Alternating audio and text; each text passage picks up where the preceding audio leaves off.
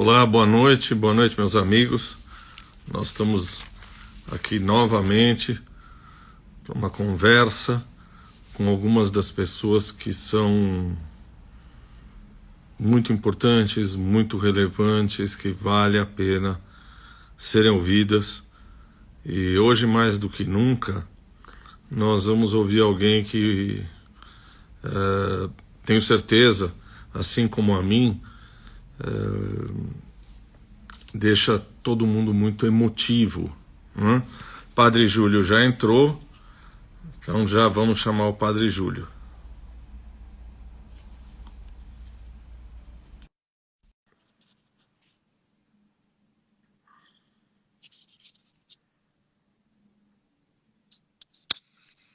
Padre Júlio, boa noite. Boa noite. Agora sim, pessoalmente, posso conhecê-lo e agradecer muito essa generosidade do senhor conversar comigo.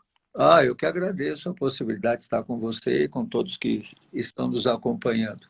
Muito obrigado. As pessoas estão entrando, mas eu tenho certeza que hoje muita gente virá vê-lo. E eu sei que o senhor tem uma outra live às 8, não é? Isso. A gente tem que terminar um pouquinho antes só para dar tempo de eu tomar uma água. Tá certo, com toda certeza. Eu vou apresentá-lo, mas depois eu queria perguntar um pouquinho a sua trajetória. O Padre Júlio é pároco da Igreja de São Miguel Arcanjo e integrante da Pastoral do Povo em situação de rua. O Padre Júlio, há 35 anos, auxilia moradores de rua. E o senhor não me pediu nada, mas o Instagram do Padre Júlio é @padrejulio.lancelotti, e lá vocês encontrarão a conta para fazer assim, um oferecimento às obras que o Padre Júlio tem levado ao longo desses 35 anos. Muito obrigado, Padre Júlio. Eu queria perguntar ao senhor, se o senhor podia nos contar um pouquinho, como é que é a sua trajetória? Como é que o senhor chegou a esse trabalho com a população de rua? Então, uma primeira coisa que eu sempre procuro colocar, e quem já me ouviu outras vezes, é dizer, o padre fala sempre a mesma coisa. Eu não trabalho com a população de rua, eu convivo. O que eu procuro é conviver. Conviver com os irmãos, as irmãs, as pessoas que vivem essa situação tão difícil, tão desafiadora, como é sobreviver nas ruas de uma cidade. E hoje é uma população que cresce no mundo inteiro e que no Brasil o IPEA estima, por dados levantados pelo IPEA, em mais de 220 mil pessoas. Então, é uma população que cresce exponencialmente no Rio de Janeiro. Em São Paulo, em 3 anos, houve um crescimento de 53%, segundo dados oficiais. Sabe, professor, um dado que é importante é de que o IBGE não faz o censo da população de rua, porque o IBGE só faz o censo domiciliar. Então, quem não está domiciliado não é recenseado.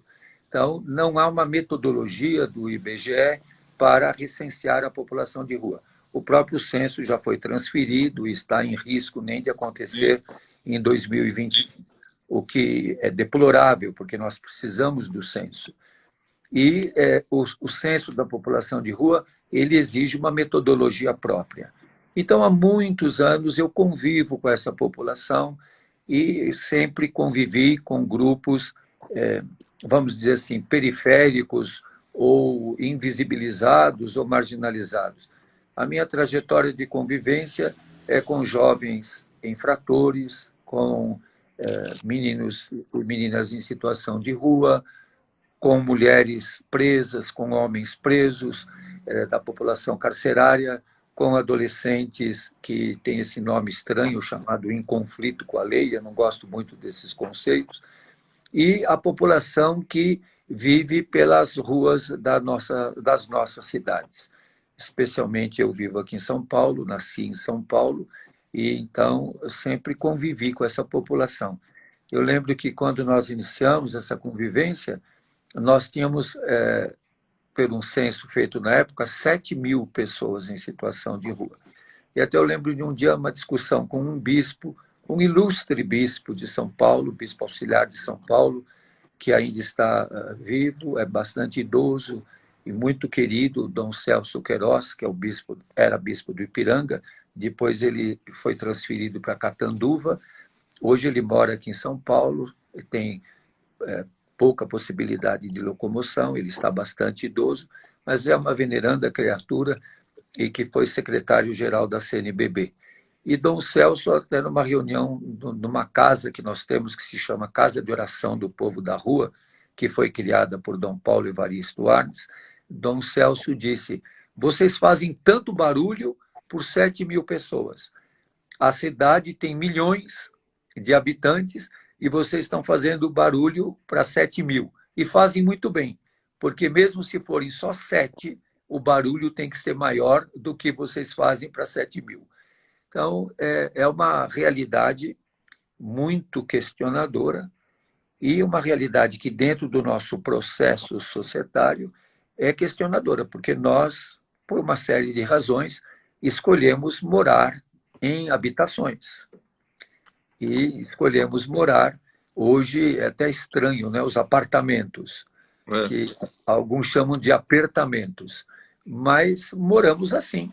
E essa população mora pela rua. Sabe uma coisa que eu lembro muito? Uma vez eu perguntei para um garotinho de rua, o que é a rua? Ele falou para mim, a rua é um lugar cheio de porta e todas estão fechadas. Bom, é doloroso, doloroso e comovente essa resposta, né? Mas eu te perguntava, quando é que o senhor se ordenou padre e como é que você optou por essa atividade que você tem hoje? Então, eu fui ordenado padre em 1985 pelo venerando insigne Dom Luciano Pedro Mendes de Almeida, e ele teve um papel muito importante nessa situação de me ordenar padre com mais de 35 anos. Eu já tinha passado pelo seminário, adolescente, pré-adolescente, depois jovem, e as duas experiências foram muito importantes na minha vida, mas não prosperaram. E eu tive que fazer outros caminhos, então eu entrei pelo magistério, dei aula, e sempre, eu acho que por causa das atividades profissionais do meu pai, também eu sempre estive muito perto dessa população que, diríamos, descartada. E sempre foi a população com quem eu convivi. Mesmo quando eu estava no magistério e eu dava aulas no nível médio de preparação para professores e professoras, nós fazíamos atividades numa favela aqui no Belém. Então, sempre foi uma população com quem eu convivi, com acertos, com erros, com dificuldades, com desafios, mas sempre foi a população com quem eu convivi. E eu aprendi a conviver com esses grupos de maneira mais horizontal. Uma vez me perguntaram, eu sempre celebrei missa com as presas. Eu acompanhei a penitenciária feminina do Tatuapé do dia que abriu ao dia que fechou. E algumas pessoas me diziam, você celebra a missa com elas? De onde você tira essas coisas que você fala com as presas? E eu sempre dizia, isso para mim é uma lição que eu aprendi, que eu vivo até hoje. Eu disse, eu leio nos olhos delas o que elas querem dizer. Eu estou aprendendo sempre a ler nos olhos delas. E nós cantávamos com elas um canto muito bonito que se chama Liberdade. E eu dizia para elas, vocês não têm liberdade para sair daqui. Vocês não podem abrir o portão lá e sair.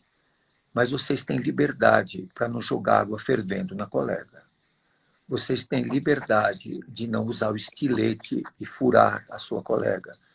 A liberdade de não destruir aquela que é mais fraca. Vocês têm a liberdade de encontrarem os afetos umas com as outras, mas não usem da força umas com as outras. Eu sempre dizia para elas, o pior que pode existir é uma presa estuprar outra presa. Isso isso fere. Isso eu dizia para elas. Eu nunca usava de um moralismo para condenar os casais que se formavam na penitenciária feminina, porque muitas vezes era uma forma de sobrevivência. Uhum. E uma das coisas que eu mais aprendi foi nas rebeliões das mulheres. As rebeliões, eu até participei muito de grupos na Secretaria dos Assuntos Penitenciários sobre a questão da mulher presa. E quem me ensinava muito era uma irmã, já falecida, a irmã Maria Emília Guerra, que escreveu até um livro que se chama Produção da Esperança no Cárcere. E ela me ensinava muito como eu devia de conviver com as mulheres presas. E foi uma convivência muito rica. E nas rebeliões, então, nós íamos nas discussões e a secretaria, o governo, punha a mesma comissão de negociação que era dos homens, a mesma comissão com as mulheres. E é completamente diferente, porque a rebelião feminina tem muito de lúdico. Então, enquanto estava tendo a rebelião, tinha baile, tinha festa, tinha churrasco, tinha sardinha assada, tinha de tudo. Então, olha, se eu te contasse coisas que eu vivi no cárcere das mulheres, tem coisas incríveis que ainda estão muito na minha memória, no meu afeto. E alguns anos atrás, no cemitério de Perus, num dia de finados, uma senhora se aproximou de mim e disse: Padre, o senhor lembra de mim? Eu falei: me ajuda. Ela disse: eu era da penitenciária feminina. O senhor lavou meu pé. O senhor que lavou meu pé lá na cadeia, que foi numa cerimônia na Quinta-feira Santa do Lava Pés. Mas eu vi tanta crueldade contra aquelas mulheres. A polícia fazendo-as caminhar em cima de brasas, sentar em colchões que estavam ainda fumegando, a tortura que aquelas mulheres sofriam. Elas me mostravam os ferimentos, os corpos feridos. Eu visitava as celas e elas me avisavam por códigos onde estavam as que estavam machucadas, feridas, as que estavam de castigo, que eu não encontrava na solitária. E, como padre, eu exigia de ir à solitária para dar assistência religiosa. E assim eu chegava nas solitárias. Então, as coisas que eu já vivi no cárcere são muito, muito fortes. Até onde eu sei, o senhor não escreveu um livro sobre isso, né? Não, não escrevi. Eu não consigo sentar e ficar escrevendo. Tem pessoas que dizem para mim: você teria que escrever, mas eu sempre digo: eu preciso de alguém que me ajude gravando, conversando, perguntando. Mas você sabe, assim, as coisas que eu vivi no cárcere, nas prisões dos jovens, quando os jovens da antiga FEBEM foram levados para os presídios, são cenas. Eu aprendi coisas com eles, e a dor, o abandono, o corpo ferido, a dor da tortura, a dor da violência. Eu vi muitos corpos feridos, muitos corpos torturados, muita gente sangrando, o sofrimento do abandono, da solidão. Imagine que quando os jovens da FEBEM foram transferidos para o COC, que era o Centro de Observação Criminológica Criminal, e nós fomos contra, a pastoral foi contra, mas não teve jeito, eles foram. Eu supliquei às autoridades que não mandassem os jovens para lá, e eles foram, e o ônibus escoltado pela polícia, e eu atrás de um carro, cheguei lá, e, claro, sempre muito odiado por isso.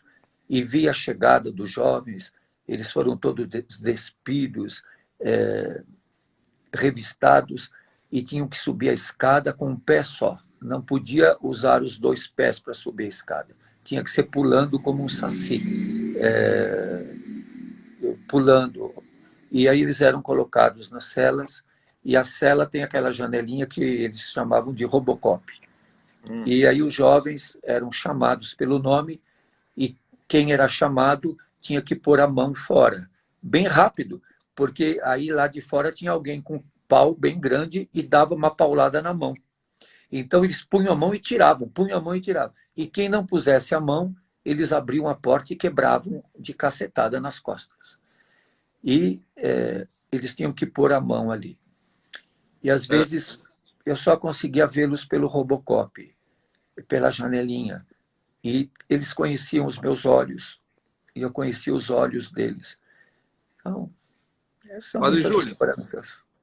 eu acho, vou usar um termo inadequadamente, mas um pecado isso não ser transformado num livro. Então eu te faço uma oferta. Eu gravo e escrevo esse livro para você. Já tem alguns livros publicados e tudo que arrecadarmos vai para a Igreja de São Miguel Arcanjo. O que o senhor acha? Acho que é bom. Tem algumas pessoas que têm feito esse oferecimento, mas eu Ótimo. agradeço sim. Porque, você sabe, são tantas as situações. Um dia eu fui refazer o meu óculos e eu fazia o meu óculos numa ótica que era muito conhecida e tinha muita publicidade. Eu não sei se você lembra do Miguel Giannini, que tinha uma ótica na Barão de Itapetininga, numa galeria. Não, E não. depois, eu não sei o que aconteceu. Aí eu fui um dia lá e eu olhei, ele pegou meu óculos e meu óculos estava assim, descascando a armadura. Isso faz muito, a armação, faz muito tempo. Aí ele disse, o que aconteceu nesse teu óculos que está assim, descascando? Eu falei, Miguel, acho que é de tanto chorar. Acho que são as minhas lágrimas que estão descascando o óculos. E eu cheguei a falar para o governador, já falecido, o governador Mário Covas, eu falei para ele, governador, eu já nem vou dizer mais para o senhor o que eu tenho visto, que ninguém acredita. Acham que é alucinação. Mas eu quero dizer para o senhor, eu tenho visto coisas terríveis, governador. Eu vi muitas vezes na Imigrantes, num quarto onde cabiam 4 pessoas, 11. Eu vi na rua Ulisses Cruz, na antiga unidade de recepção que se chamava UR, que a doutora Alda Marco Antônio, quando foi secretária do Menor, fechou, e eu participei com ela do fechamento daquela unidade. Às vezes nós abríamos as portas daquelas celas e eu vi ali 30, 40 jovens, onde cabiam 8. Parecia, sabe, que assim, uma cena tão horrível que parecia um ninho de ratos, porque eles, sem tomar sol, só de bermudas, branquicelos, todos amontoados. O senhor sabe que nas cadeias, os presos, alguns ficam de pé enquanto outros deitam. Não é possível que todos deitem ao mesmo tempo, porque não tem lugar. Então, uns ficam de pé e outros ficam deitados. Então, olha, gente velha como eu tem tantas imagens na cabeça e eu sempre digo, eu gosto de lembrar tudo isso antes que eu esqueça. Eu tenho medo de...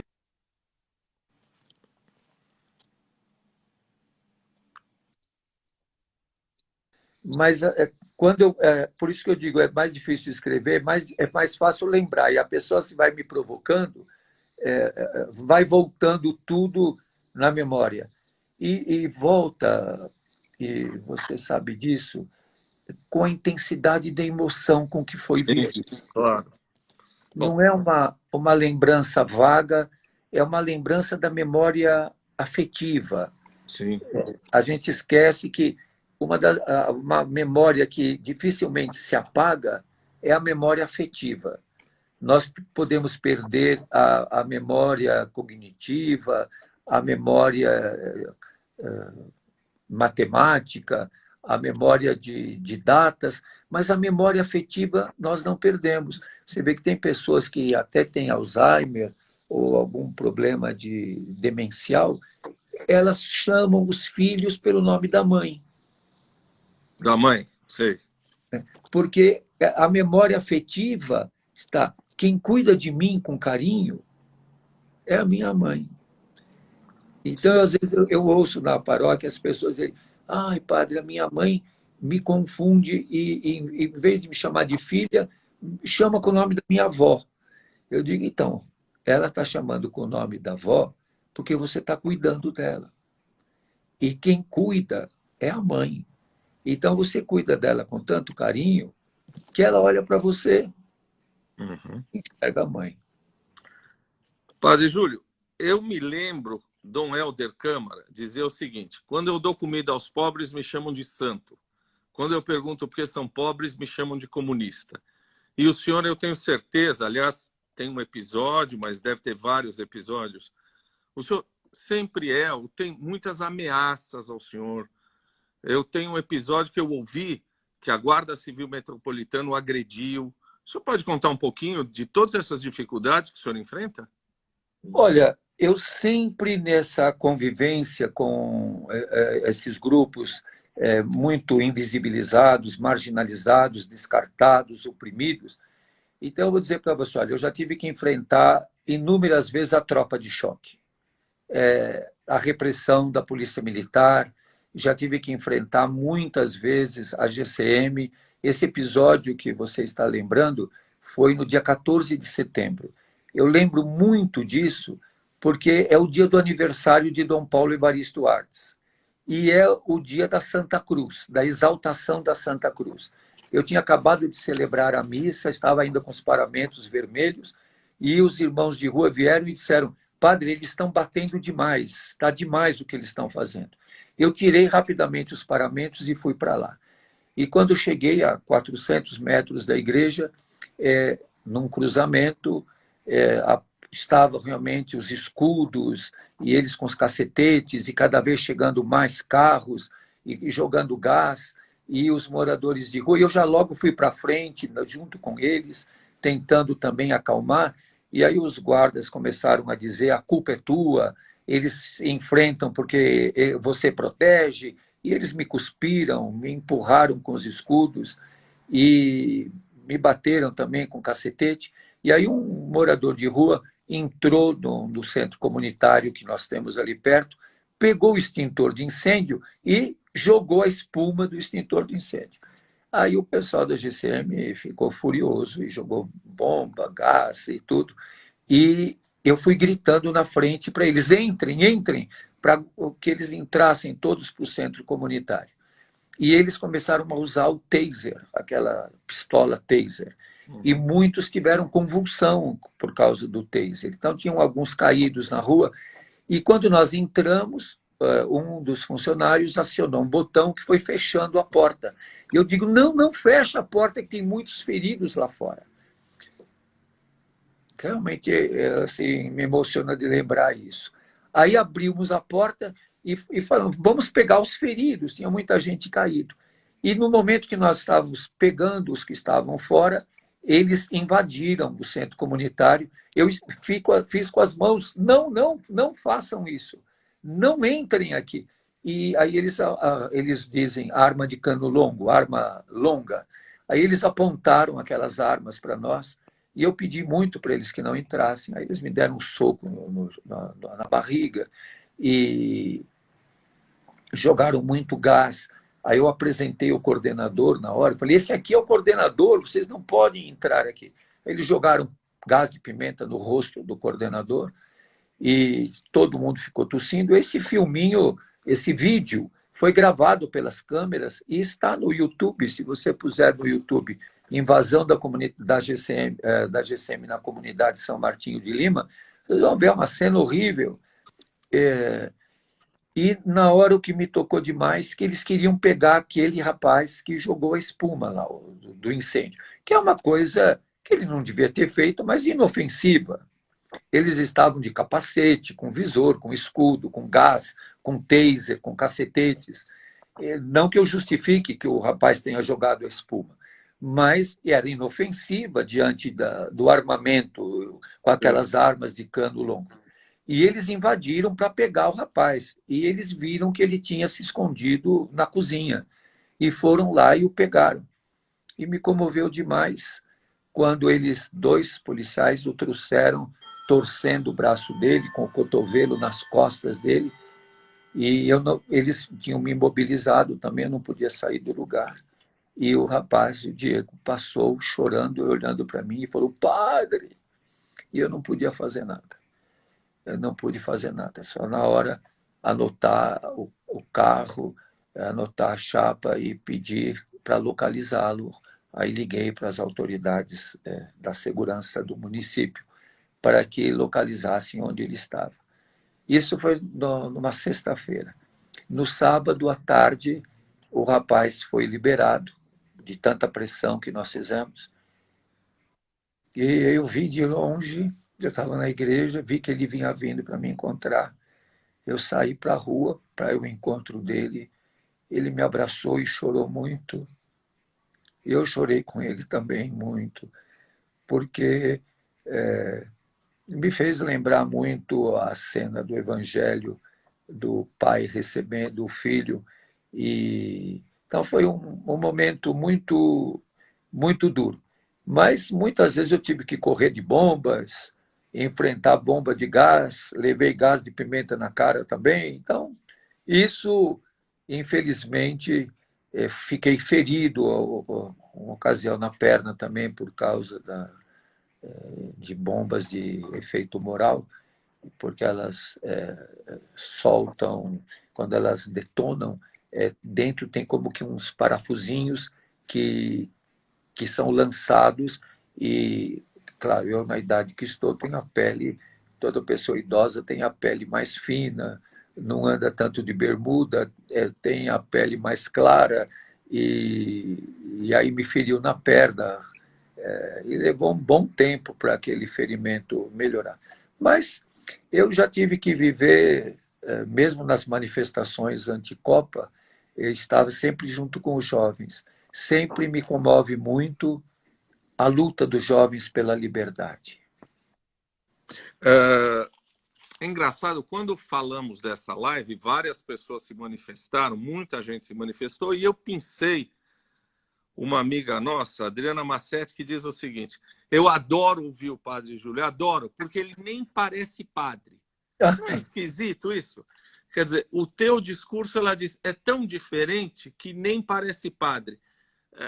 Os padres não têm um discurso voltado para as causas sociais? Você acha que isso falta, essa primazia pelo pobre?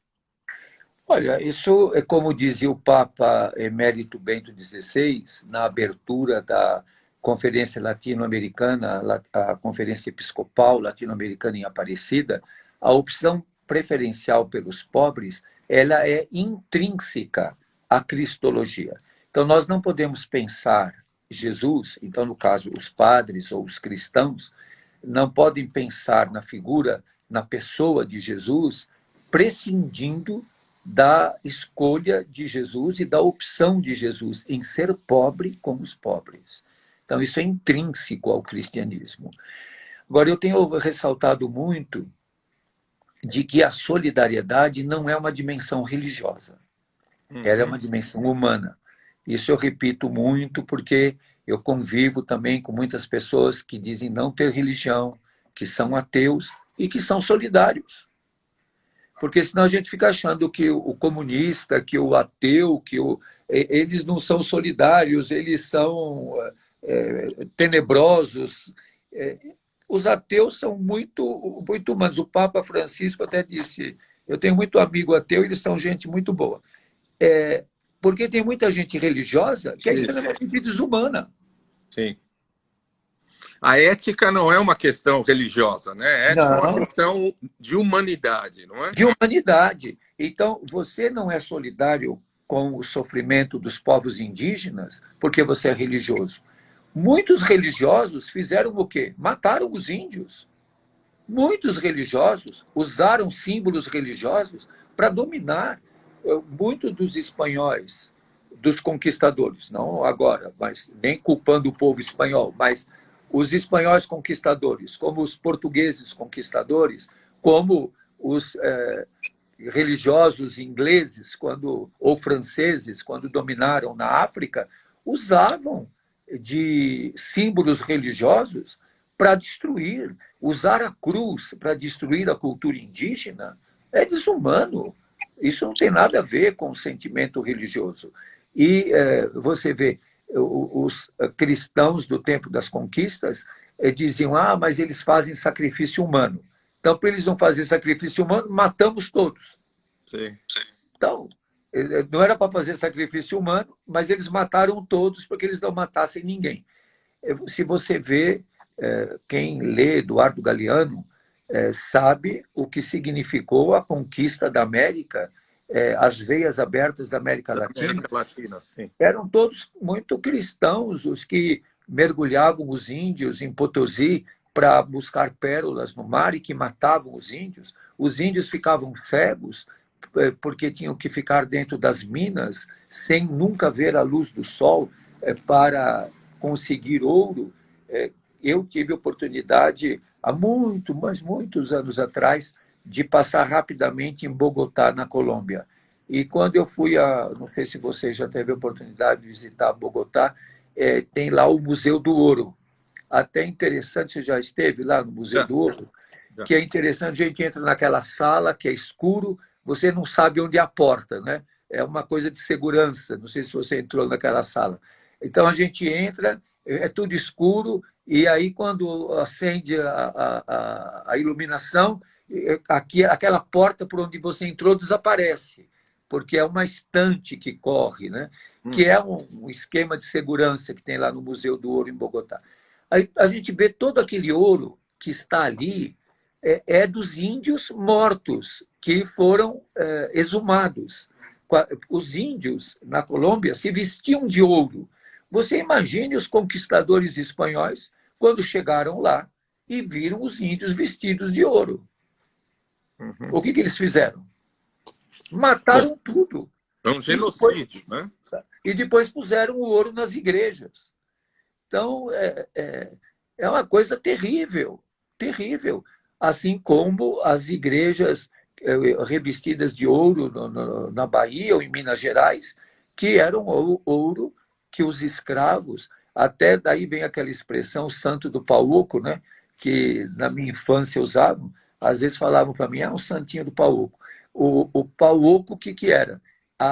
Onde as pessoas enfiavam o ouro para fazer contrabando. Então, estava fazendo procissão de um lado para o outro com o santo e estavam carregando o ouro. Né? Se o senhor não quiser responder isso, eu vou entender. Mas a gente vem de dois papas, João Paulo II, que combateu muito a teologia da libertação, foi um homem, a meu ver, bastante conservador. Depois, Bento XVI, o senhor acabou de citar, quer dizer, era o cardeal Ratzinger, né, que foi o prefeito da Congregação da Doutrina da Fé. O senhor acha que com Papa Francisco, a Igreja se aproximou, ou se aproxima mais de algumas das camadas, divorciados, índios, pobres, problema de gênero? O senhor acha que com o Papa Francisco a Igreja se aproximou mais dessas populações que não tiveram o olhar dos papas anteriores? Olha, eu aprendi na faculdade de teologia uma coisa muito interessante. Cada papa calça um número de sapato. E cada papa andou por um caminho com seus sapatos. Então, a gente não pode querer que todos calcem o mesmo sapato. Então, o Papa São João Paulo II calçava os seus sapatos que pisaram as terras polonesas, que lutaram contra o totalitarismo comunista que esmagou a Polônia. Nós não podemos esquecer que o Papa João Paulo II, apoiando o Sindicato Solidariedade, ele conseguiu ir demolindo o totalitarismo comunista daquele momento. Tem cenas muito bonitas da vida de João Paulo II. Quando ele foi à Polônia pela primeira vez, foi um problema terrível. A Polônia não sabia o que fazer. Você sabe que quando Karol Wojtyła foi eleito Papa, ele pegou o solidel púrpuro, o solidel da cor dos papas, a púrpura, e pediu que uma pessoa levasse secretamente para a Polônia e pusesse no altar de Nossa Senhora Częstochowa. E foi uma pessoa secretamente para a Polônia colocar o solidel cardinalício do cardeal Wojtyła, eleito papa, na Polônia. Ele conviveu com o cardeal Widzyński, que foi extremamente torturado pelo comunismo. Então, um comunismo muito totalitário que marcou muito a vida de João Paulo II. Você sabe que quando ele foi a primeira vez para a Polônia fechou todas as fronteiras para que todos os países que dão fronteira com a Polônia não passasse ninguém, porque eles tinham medo da multidão que iria se juntar na Polônia para ver João Paulo II. E o Papa João Paulo II, quando o avião estava se aproximando da Polônia, ele pediu que o avião ficasse na altura mais baixa possível e que com as asas balançasse, passando em todas as fronteiras, saudando o povo que não podia passar.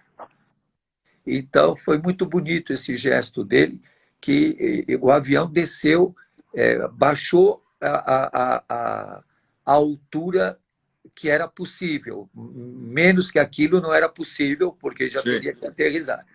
E ele pediu que balançasse as asas do avião e passassem por toda essa fronteira e onde estavam as pessoas represadas que não podiam passar. Agora, o Papa João Paulo teve mais dificuldade de entender a América Latina, de entender a Nicarágua, de entender El Salvador, de entender Dom Oscar Romero, de entender as comunidades eclesiais de base. Nós não podemos querer que as pessoas sejam todas do mesmo jeito. Nós percebemos o Francisco diferente porque há diferenças. Cada um deles, não podemos esquecer que João Paulo II escreveu a Laborem Exercens, escreveu encíclicas muito importantes. Agora nós estamos esperando a nova encíclica do Papa Francisco. Como também temos a maravilhosa encíclica de Bento XVI, Deus Caritas Est. Eu acredito que ninguém é uma coisa só. Bom, o Papa Francisco recentemente beatificou Dom Oscar Romero, não é verdade? Que foi canonizou. Né? Uma coisa que a gente ouve, quando você vai dar uma esmola, tem sempre alguém que diz assim, não, peraí, isso é assistencialismo. Ou o outro diz assim, não dá esmola não, porque ele vai usar em droga e bebida. Como é que o senhor vê isso? Então, acho que isso é um falso moralismo. Porque quem dá esmola, olha, eu tive que enfrentar nas prefeituras de São Paulo, eu conversei com todos os prefeitos de São Paulo, desde o Mário Covas, Maluf e Companhia Limitada, ser desfiado toda aí. Acho que um dos prefeitos que menos quis conversar comigo foi o José Serra, mas com os outros eu conversei com quase todos muitas vezes. Eu conversava muito com o Celso Pita, conversei muito com o Gilberto Kassab. Então, eu tive que conversar com todos eles. O episódio do meu encontro com o Maluf foi uma coisa assim, que daria um filme, esse dá um capítulo de um livro. O dia que eu tive que me encontrar com o Maluf na Cúria Metropolitana, junto com Dom Paulo Evaristo Cardeal Artes. Então, eu conheci todos eles. E em todos eu tive que combater essa história de que a prefeitura queria fazer uma campanha não dê esmola. E aí tinha os slogans de cidadania, doe para as entidades. Eu sempre disse, a questão de dar ou não alguma coisa é de foro íntimo. E o Estado não pode tutelar a consciência das pessoas. Então, esse é um princípio básico para mim. Você tem uma liberdade de consciência e o Estado não pode tutelar a tua consciência. Não é o Estado que vai dizer se você dá alguma coisa para alguém ou não dar. Isso é uma coisa fundamental. Isso é uma coisa de foro íntimo. Você que tem que decidir. No encontro que você tem com o outro, tem pessoas que te comovem, tem outras que não. Então, a esmola também não é uma solução. Ela é um socorro imediato. Agora, essa questão, não dá esmola porque ele vai usar em droga. Tem gente que recebe o salário e compra droga também. Tem gente que recebe o salário e gasta tudo em cachaça, e em uísque e em outras coisas. Porque a gente tem a falsa ideia que só quem está pedindo esmola que usa drogas. Eu conheço pessoas que moram em coberturas e que usam drogas. E que usam drogas lícitas e ilícitas. Então, acho que tem muito da questão moralista. Eu lembro sempre, já comentei muitas vezes, um morador de rua com quem eu converso muito, ele é uma pessoa muito interessante na conversa, na convivência. Às vezes ele vai lá na igreja e diz, eu vou carregar meu celular. O celular dele está todo em pedaços, mas ele liga lá na tomadinha que tem na porta da igreja e fica carregando. Mas ele fica lá me observando. Às vezes ele fala para mim, mas você tem uma paciência, hein? Esses caras aí tomam uma paciência. Depois ele fala assim para mim, me ajuda aí que eu quero ir lá em Ferraz de Vasconcelos visitar minha filha. E eu falo, você fala dos outros, mas faz igual, né? Aí outro dia eu falei para ele que eu encontrei no Farol, que eu sempre ando de carona, sempre alguém me leva para um lado para o outro, porque eu não dirijo, não tenho carro, e ele estava no Farol pedindo. E aí ele depois foi na igreja, eu falei, estava mangueando, né? Ele falou, não. Eu falei, eu te vi agora mesmo lá no Farol. Ele disse, eu estava oportunizando as pessoas de exercerem a caridade. Então, é uma relação econômica. Alguns ganham, outros pedem. O senhor recentemente, acho que é essa edição da Veja, que tem um título lá, eleger Bolsonaro foi um erro. Saiu hoje. Essa sua afirmação, desculpe, deveria ser um lugar comum. Quer dizer, não deveria suscitar nenhum tipo de manchete, porque todo mundo deveria saber disso. Mas, pelo contrário, isso se reveste de um ato de coragem, mais um ato de coragem da sua parte. O senhor está sendo processado por esse psicopata? Eu estou sendo processado, mas antes dele ter assumido a presidência, quando ele era pré-candidato à presidência da República, eu disse numa celebração, num momento da celebração, não era o essencial da celebração, eu disse que eu admirava de que tinha tanta prestígio popular uma pessoa que se declarava publicamente homofóbico, racista e machista, uma vez de que eu sempre procuro defender a comunidade, os grupos LGBTQIA+, e a questão racial, a questão do machismo, sempre coloco isso em xeque. Você sabe que um filósofo que me toca muito é o Henrique Dussel. É um filósofo, teólogo argentino que vive no México. Ele tem muitas obras sobre a filosofia da libertação e a teologia da libertação. E ele diz que a libertação ela tem 3 níveis: o erótico, o pedagógico e o político. O político é a relação irmão com irmão. O pedagógico, a relação pai e filho, adulto e criança. E o nível erótico, a relação masculino e feminino. Então, você pode ter uma luta pela libertação política e, na questão de gênero, você ser machista. Eu lembro uma vez que houve o encontro das comunidades eclesiais de base aqui em São Paulo, as mulheres do Nordeste que eram eleitas delegadas para vir para a reunião, os maridos não deixavam. Eles eram sindicalistas, lutavam pela terra, pela liberdade, mas diziam com o facão na mão, mulher minha não vai para São Paulo sozinha. Então, o Dussel coloca muito que a libertação ela tem que ter esses níveis. Na relação de gênero, hoje, na questão também LGBTQIA+, e também na relação de uma sociedade como a nossa, adultocêntrica. A nossa sociedade é adultocêntrica. A descoberta da infância é recente, a da adolescência mais recente ainda. Então, a libertação, não sei se você conhece, tem intimidade com o pensamento do Henrique Dussel. Não conhecia. Ele foi meu professor, ele ele está bem idoso, um homem muito rigoroso, de formação filosófica alemã, mas ele é o grande filósofo da libertação. Ele é radicado no México atualmente. Até esses dias eu vi que tinha um curso dele. Eu tive cursos com ele, ele era extremamente rigoroso. Na aula dele, universidade, tem muita gente que durante a aula levanta, sai, vai para cá, vai para lá, porque eu quero ir aqui e ali. Nas aulas dele, ninguém dava um pio, nem virava para um lado nem para o outro, e ninguém nem levantava do lugar. É um pensamento bastante complexo, um pensamento, tem uma obra dele muito bonita, da editora Vozes, que foi pena que não foi republicada, que se chama Ética Comunitária. E ele tem todo o estudo que se chama de Medellín a Puebla, que é o estudo de toda a caminhada da igreja na América Latina. Então, o Dussel coloca muito isso. A libertação, ela tem um nível erótico, o nível pedagógico e o nível político.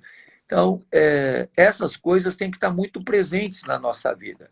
E, justamente, eu falei na comunidade de que o pré-candidato à presidência da República se declarava machista, racista, homofóbico, num país onde a morte de travestis, de gays, de mulheres trans é alarmante, onde o feminicídio é alarmante, onde o racismo é alarmante, porque o genocídio da juventude negra é espantoso num país como o nosso, que nós não podíamos, em sã consciência, apoiar nem a homofobia, nem a transfobia, nem o racismo, nem o machismo. Nós somos um país misógino. A nossa história recente mostra a misoginia. Eu creio que a presidenta Dilma foi deposta, sofreu o golpe, e o golpe é misógino. O golpe contra a presidenta Dilma, e sem entrar em juízo de valor, se ela estava certa ou se ela estava errada. Não estou entrando em juízo de valor, porque aí pode dizer, isso é uma questão política tua. Não, não. A história vai deixar com letras nítidas de que, tendo erros ou cometendo erros, eu discordei em algumas coisas e participei de manifestações anticopa durante o governo da presidenta Dilma, mas que o golpe que ela sofreu foi misógino. Uhum. Nós não podemos descartar a misoginia da primeira e única presidenta mulher que o Brasil teve. E isso, digo, sem juízo de valor. Nós percebemos a misoginia no assassinato da Marielle, como percebemos a misoginia no assassinato da irmã Dorothy Stang. A misoginia com que foi tratada a irmã Dulce dos pobres na Bahia, no seu tempo. A irmã Dulce era olhada com desprezo. Então, e a misoginia não é um sentimento que está só nos homens, é um sentimento que contamina as mulheres também. Uhum. Como é que o senhor vê a ascensão desses, eu vou usar um termo até um pouco duro, gestores da indústria da fé?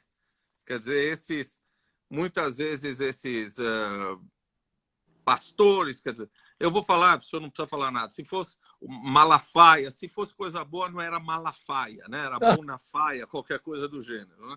Como é que o senhor vê essa ascensão tão poderosa? E vou juntar porque nós temos pouco tempo.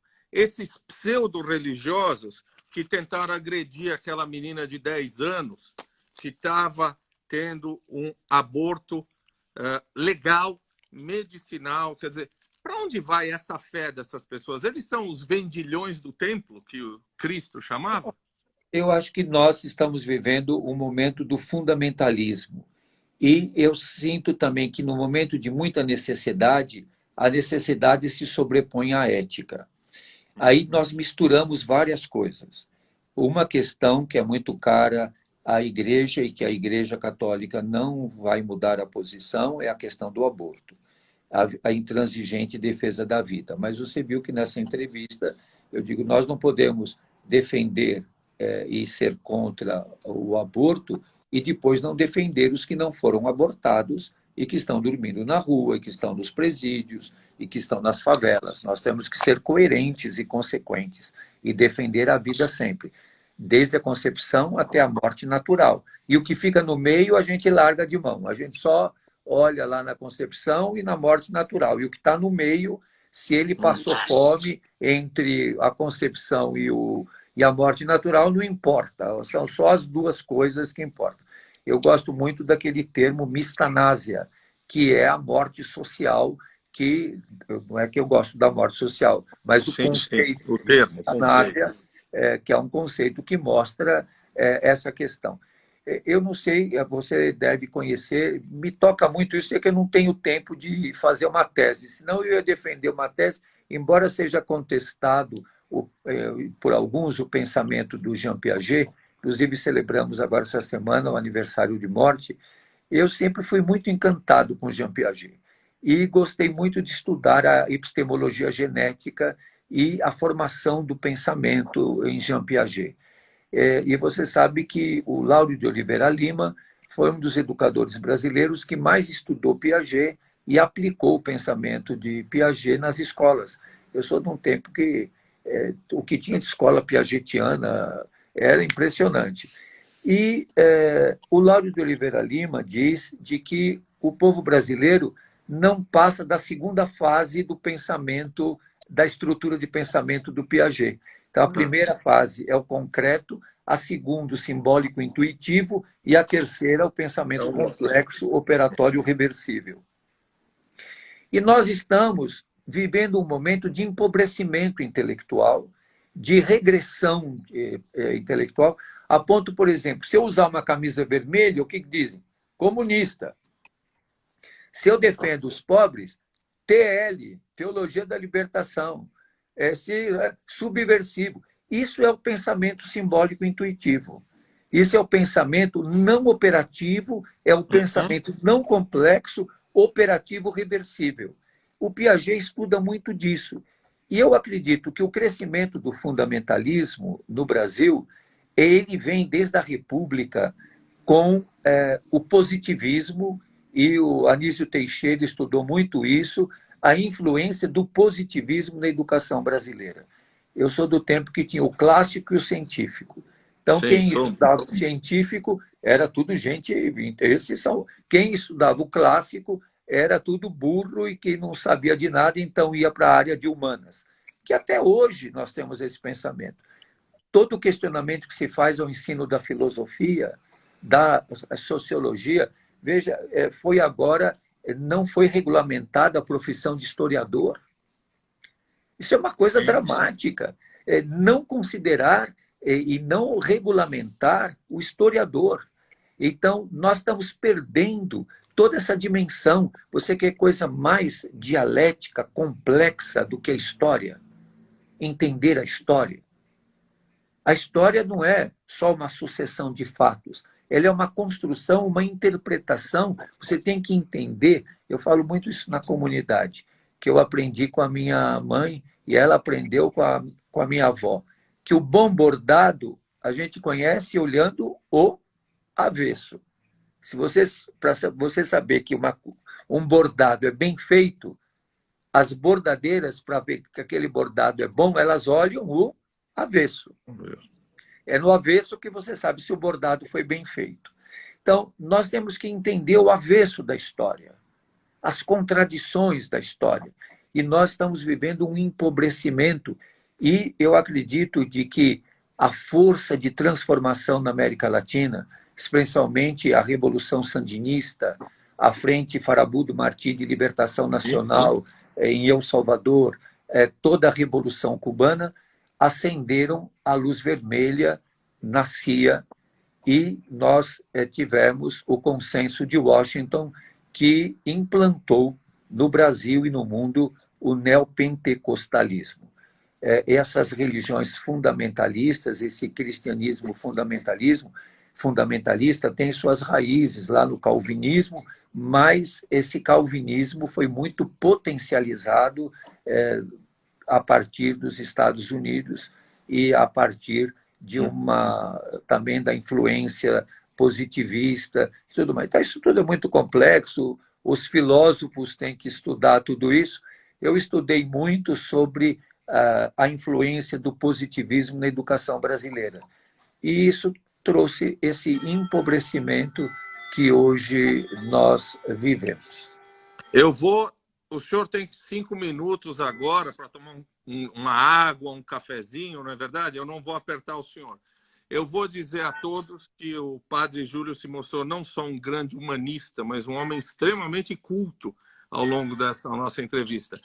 Eu vou dizer a vocês que o Instagram do padre Júlio é padrejúlio.lancelotti. É Júlio.lancelotti. É Júlio.lancelotti. Júlio.lancelotti, onde vocês encontrarão ali a possibilidade de fazer doações a esse trabalho maravilhoso. Padre Júlio, eu lhe agradeço imensamente. Vai tomar o seu café, a sua água e tenha uma boa noite. E olha, a oferta está feita. Quando quiser, eu estou à sua disposição. Obrigado, eu agradeço. Um abraço a todos. Que Deus abençoe a todos. Força e coragem, que nós resistamos a toda a opressão e sejamos sempre todos lutadores pela liberdade. Eu não luto para vencer, eu luto para ser fiel. Deus abençoe. Boa noite. Boa noite. Boa noite.